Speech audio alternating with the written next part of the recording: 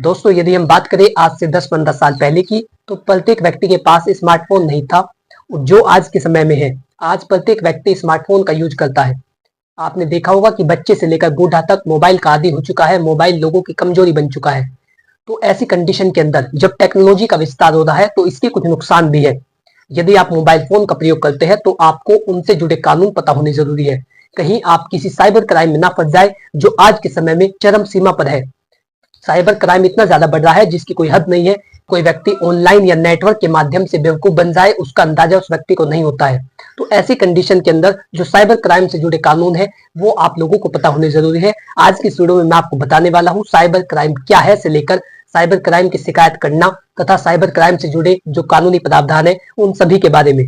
मेरा आपसे अनुरोध है कि यदि आप चैनल पर पहली बार आए हैं तो आज ही चैनल को सब्सक्राइब कर ले, ताकि इसी प्रकार की लीगल नॉलेज, कानूनी जानकारी, विधिक परामर्श और आपके अधिकार आप तक पहुंच सके।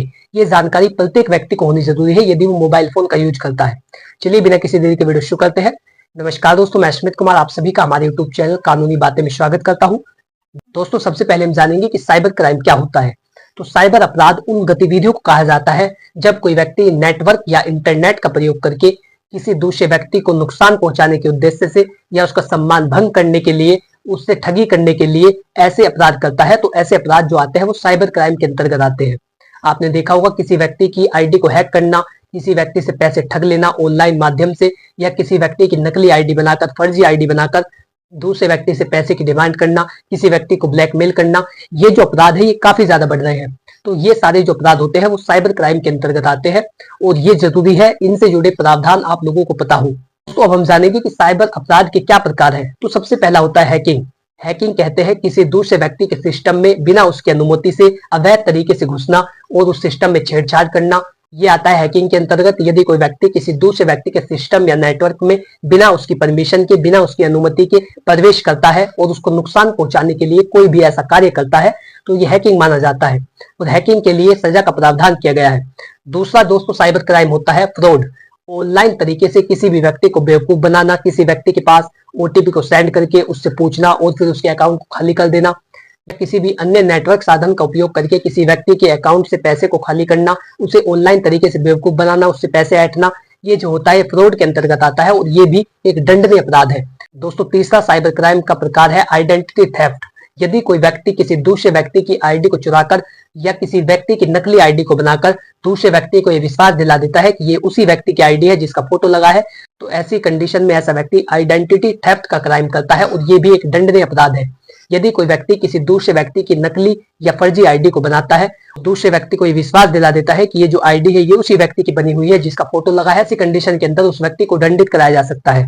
दोस्तों, चौथा प्रकार है साइबर बुलिंग। यदि कोई व्यक्ति किसी को ऑनलाइन तरीके से धमकाता है या उसके पास धमकियां भेजता है फोन कॉल करके या नेटवर्क साइट की मदद से, तो ये होता है साइबर बुलिंग। यदि कोई भी व्यक्ति इसका अपराध करता है तो ऐसे व्यक्ति के विरुद्ध भारतीय न्याय संहिता बीएनएस 2023 और आईटी एक्ट 2005 के तहत कानूनी कार्रवाई की जाती है।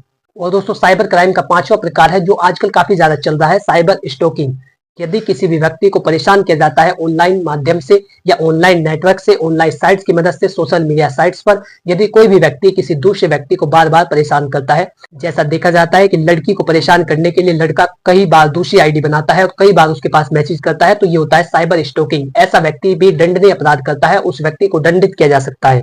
दोस्तों, ये साइबर क्राइम के कुछ प्रकार थे जो आजकल काफी ज्यादा प्रचलित है। लोग इन सभी का इस्तेमाल करके एक दूसरे को बेवकूफ बना रहे हैं, उनसे पैसे ऐंठ रहे हैं या उनकी बदनामी कर रहे हैं, उनको ब्लैकमेल कर रहे हैं। तो इन सभी के लिए कानून बना हुआ है। दोस्तों, हम जानते हैं कि इन सब में कितनी सजा दी जाती है। तो यदि कोई भी व्यक्ति हैकिंग या अन्य कोई अपराध करता है जो साइबर क्राइम से रिलेटेड होता है तो ऐसे व्यक्ति को 3 साल के लिए दंडित किया जा सकता है। यदि वो आइडेंटिटी थेफ्ट का अपराध करता है या हैकिंग करता है या किसी दूसरे व्यक्ति के सिस्टम में घुसकर उसमें कोई छेड़छाड़ करता है, किसी व्यक्ति के सॉफ्टवेयर को नुकसान पहुंचाने के लिए वायरस का प्रयोग करता है या किसी की नकली आईडी को बनाकर उसे परेशान करता है, किसी दूसरे व्यक्ति को ब्लैकमेल करता है, तो ये जो सारे अपराध है इन सब के लिए 3 से लेकर 4 साल तक की सजा दी जा सकती है। और यदि कोई व्यक्ति किसी की वीडियो बनाकर उसे पोर्नोग्राफी का रूप देके उसे वायरल कर देता है तो ऐसे में जो प्रावधान है वो कड़े हो जाते हैं। उस व्यक्ति को पहली बार पकड़े जाने पर 5 साल की सजा दी जाती है और ये अजमानती अपराध होता है। ऐसे में उस व्यक्ति को जमानत नहीं मिलेगी यदि वो ऐसा क्राइम करता है। और यदि दूसरी बात वो उसमें इन्वॉल्व पाया जाता है तो ऐसे व्यक्ति को 7 साल तक के लिए सजा दी जा सकती है। तो ये जो प्रावधान है ये आप ही के लिए किए गए हैं। आपको इनकी जानकारी होना काफी ज्यादा जरूरी है। दोस्तों इसके लिए आईटी एक्ट 2005 बनाया गया, इंफॉर्मेशन टेक्नोलॉजी अधिनियम या सूचना प्रौद्योगिकी एक्ट 2005, उसके तहत उन व्यक्ति को दंडित किया जाता है जो किसी भी व्यक्ति को नेटवर्क या इंटरनेट का प्रयोग करके बेवकूफ बनाते हैं या उनसे पैसे की डिमांड करते हैं, उनको बेवकूफ बनाते हैं, ठगी करते हैं। तो ऐसे व्यक्तियों को आईटी एक्ट के तहत दंडित किया जाता है। और जो पहले किया जाता था भारतीय दंड संहिता, एक इसके बारे में कानून था 1860 का भारतीय दंड संहिता जिसे कहते हैं आईपीसी, इंडियन पेनल कोड, उसको बदलकर 1 जुलाई 2024 से नया कानून बीएनएस भारतीय न्याय संहिता लागू कर दिया गया है। अब ऐसे व्यक्ति को बीएनएस के तहत भी दंडित किया जाएगा। तो ये 2 कानून है जिसके तहत ऐसे व्यक्ति को दंडित किया जाता है जो कोई भी साइबर क्राइम में इन्वॉल्व पाया जाता है। दोस्तों अब सबसे महत्वपूर्ण कदम है कि आप साइबर क्राइम से अपनी सुरक्षा कैसे कर सकते हैं।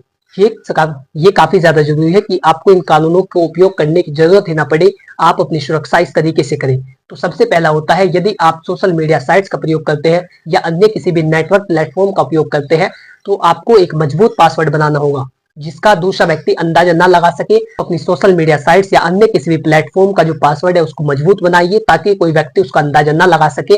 तो आपको अपनी जो सोशल मीडिया साइट्स का पासवर्ड है वो मजबूत बनाना चाहिए ताकि कोई व्यक्ति उसका इस्तेमाल ना कर सके। क्योंकि कई बार ऐसा होता है कि व्यक्ति आसान पासवर्ड बना देते हैं और जो अंदाजा लगा करके लोग उसमें एंटर करते हैं वो कामयाब हो जाते हैं और वो आपकी आईडी को चला लेते हैं। फिर वो जिस व्यक्ति से चाहे पैसों की डिमांड कर सकते हैं, जिसको चाहे गाली दे सकते हैं। तो ऐसे में जो आरोप है वो आप पर लगते हैं। तो आपको अपनी जो आईडी का पासवर्ड है वो मजबूत रखना चाहिए। दोस्तों दूसरा काम है, आपको हमेशा अपने सॉफ्टवेयर को अपडेट करना होगा ताकि कोई व्यक्ति उसमें किसी तरीके का वायरस ना डाल पाए। दोस्तों तीसरा काम आपको करना है कि आपको पब्लिक वाईफाई का प्रयोग करने से बचना चाहिए। कई बार ऐसा होता है कि व्यक्ति नेट के चक्कर में वाईफाई कनेक्ट करता है और फिर वो नुकसान का शिकार हो जाता है, उस व्यक्ति के साथ साइबर क्राइम हो जाता है। चौथा काम आपको करना है, यदि आप सोशल मीडिया साइट्स का प्रयोग करते हैं, इंस्टाग्राम, फेसबुक, व्हाट्सएप आदि चलाते हैं तो किसी भी अनजान व्यक्ति की फ्रेंड रिक्वेस्ट को एक्सेप्ट ना करें यदि आप उसे नहीं जानते हैं। क्योंकि कई बार ऐसा होता है कि वो व्यक्ति आपसे पहले बातचीत करता है, आपकी सारी गतिविधियों पर नजर रखता है, आप कब फोटो अपलोड करते हैं, आप कहाँ गए थे, आप अब कहाँ पर है, आप क्या कार्य कर रहे हैं। तो ये जब जानकारी उसके पास हो जाती है तो आपके साथ साइबर क्राइम किया जाता है। इस तरीके से आप साइबर क्राइम से अपनी सुरक्षा कर सकते हैं। आशा करता हूँ कि जानकारी आपको अच्छी लगी होगी। यदि आप इसी तरीके की जानकारी में रुचि रखते हैं तो आज ही चैनल को सब्सक्राइब कर ले ताकि इसी प्रकार की लीगल नॉलेज, कानूनी जानकारी, विधिक परामर्श और आपके अधिकार आप तक पहुंच सके। यदि आपका इससे रिलेटेड कोई सवाल हो तो आप कमेंट बॉक्स में लिख करके पूछ सकते हैं। और इसके साथ ही यदि आप कोई विधिक परामर्श, कानूनी जानकारी लेना चाहते हैं तो स्क्रीन पर दिए गए मोबाइल नंबर पर अपनी प्रॉब्लम का व्हाट्सएप करें, जल्द ही आपको उसका भी उत्तर दिया जाएगा। Thanks for watching this video. अपना कीमती समय देने के लिए धन्यवाद।